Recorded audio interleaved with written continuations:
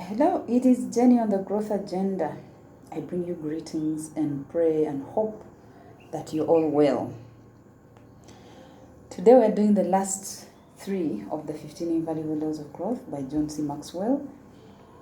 And when we are done, I will share a bit of what it has done in my life.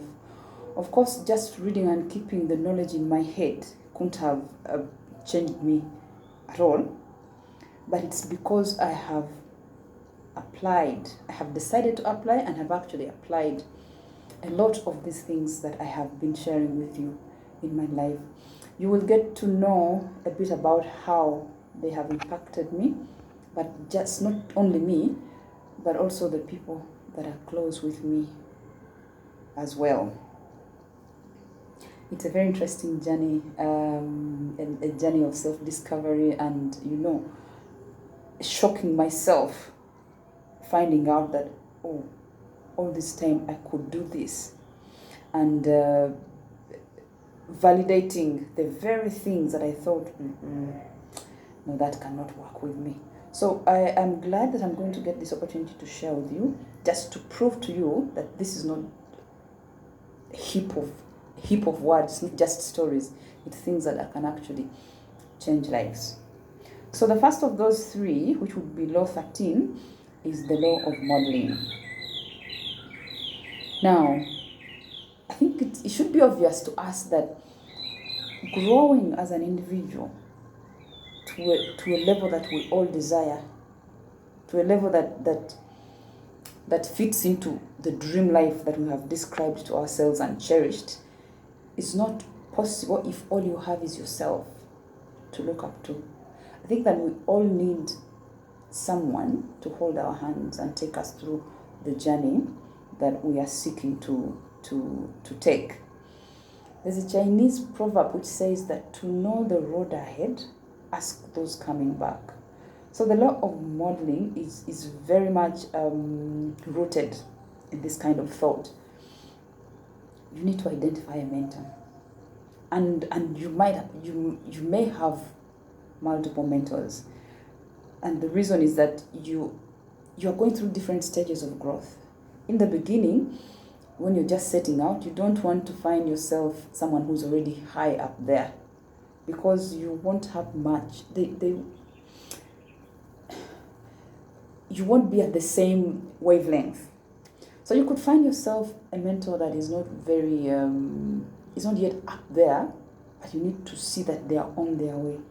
And when you grow beyond that level, you can find yourself another. And the mentor is not just that person that is in the news all the time and is saying stuff. A mentor is someone that you can get close to you, that you see has substance, that they would contribute in a rich way to your life. You cannot be aspiring to be a politician and make your mentor someone else, maybe a comedian, for example. Get a mentor that is in line with your dreams, but also one that you can be very close with, both in the head and in the heart.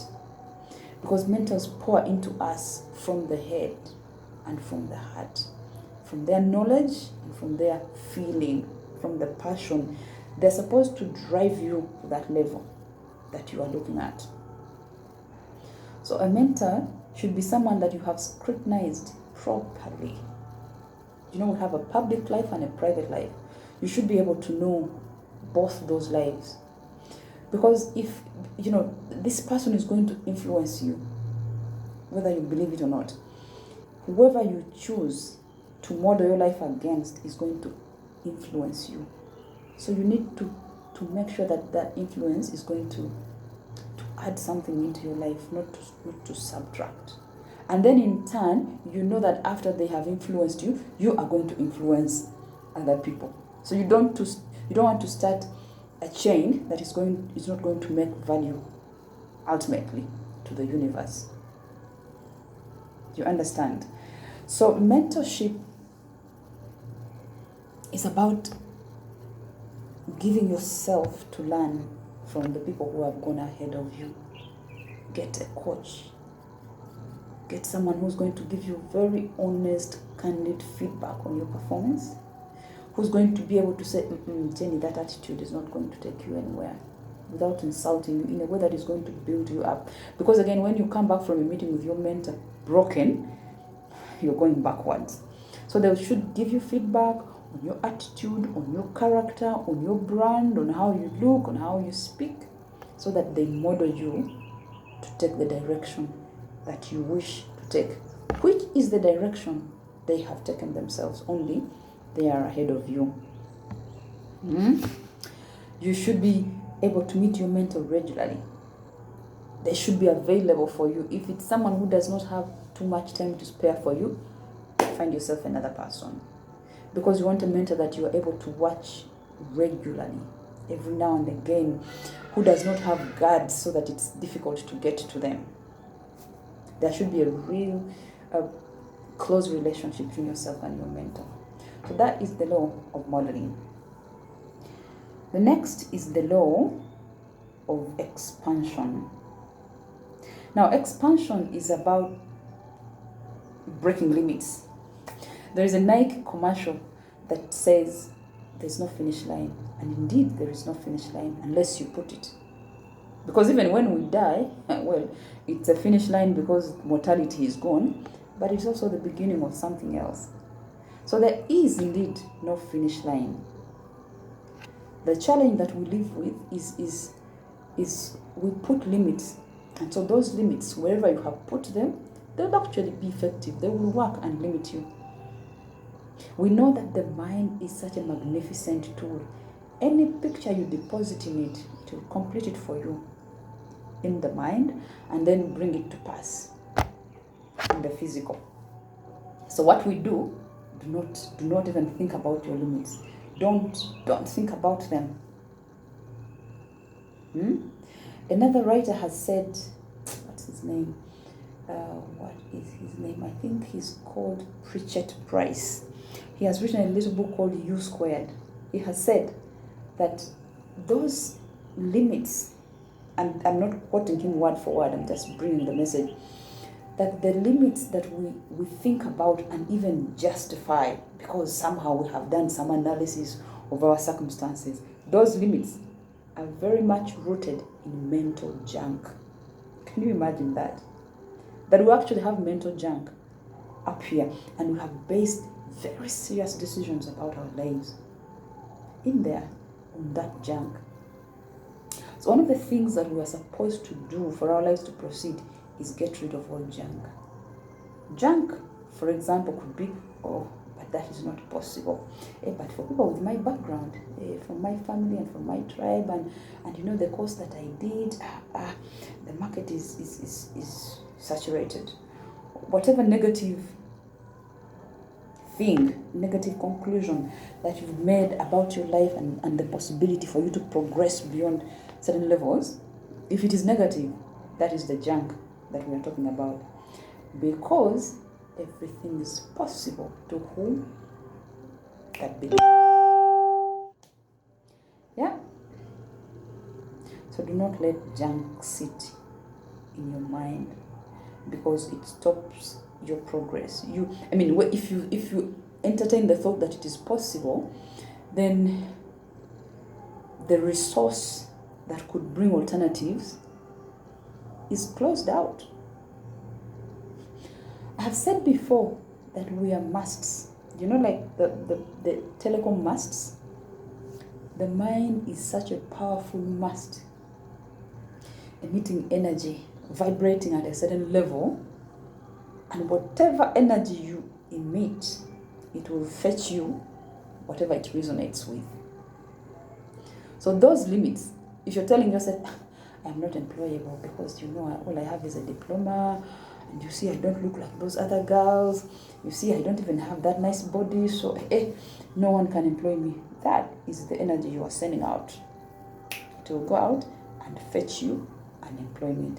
That is what I'm talking about. Those limits, whatever limit you have allowed to sit in your mind is bringing you boundaries. So you cannot expand. So get rid of those limits. Get rid of them. You're able to save. You're able to contribute to your family. You are a brilliant person because you are a masterpiece. You are God's own masterpiece. So start thinking thoughts not of, that is not possible, but start thinking of, how can I make it possible? Do you understand? Start thinking it is possible and not it is not possible. Even when you go to do your actions, start doing things that add value. You should value effectiveness more than effort. Do not do the same things that you have done every day. Change. Work backwards. Know what you want and then say, what can I do to bring it? And do those things. Most of the times, those things are harder than the usual. But which one would you choose? The little harder one, which is going to make your life better, or the usual one, which is going to leave you in the same spot you've been for the past 15 years? And I'm not talking about the young. I'm not talking to the young people. I'm talking to everybody. The 50, the 60, the 70, for as long as you still have the breath of life, it is possible to change something about your life. So think about my thoughts. Challenge yourself to think positively. You are yearning to meet a certain person, but you think it is not possible because, start thinking, how can I make it possible? That's what I'm talking about, thinking. Change your thinking into, how can that be? You have to do certain things and you think, I cannot do that. Start thinking, how can I do it? And make sure that on your to-do list every day, you have not put the same things that have given you the same results, but your to-do list should be excited today because you're going to add a very important task. It might look small, but if you calculate it to work you to the next level towards your dream, that is how important it is. The law of expansion. The last law is the law of contribution. Look, if your life you're not going to use to make a contribution to the universe, it doesn't matter how long it is. We don't care whether you live for 40 or 60 or 80 years. If you're not adding value to life, not your life, but the lives of all the people around you, if you're not going to add value, or why you die at 80 or maybe 60 or 70, we really don't care. You don't want that to apply to you. How are you impacting the people around you? Are you thinking fulfillment or you are thinking growth and development and expansion? When your cup fills up, do you want it for yourself alone or you want it to overflow? The community around you, what have you done for them? Your peers, the peers that you are maybe at the same school or you are working at the same organization, what have you done for them? A guy I know, he's called Robin Sharma. Yes, Robin Sharma. He's written a book called Who Will Cry When You Die? Do you want to be that individual who, as we eulogize, we say, oh, we are here today to bury Mr. X. He was born on this village called Bugabula. That's my village. And he went to school in this Bugabula school. And he worked in some company in Kampala. And now we are burying him in Bugabula. That's your life. How about we say, oh, today the whole country is saddened by the loss of Mr. X. He was born this year. He studied up to whatever level. He has done these things that have touched people's lives. He established that orphanage. He helped us to build that school. He has several children that he has paid fees for. His life has been a model life to so many young people. And his wisdom has spread like a sweet fragrance. And today we bury this guy. We are not sad because he has died. We celebrate because of the legacy that he has left. Compare those two. The law of contribution. What have you done? What have you done? Why should we be grateful to God that he made you?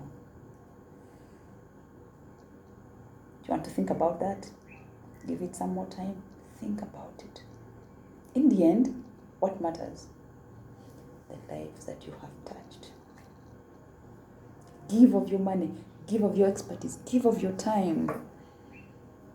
And you will see how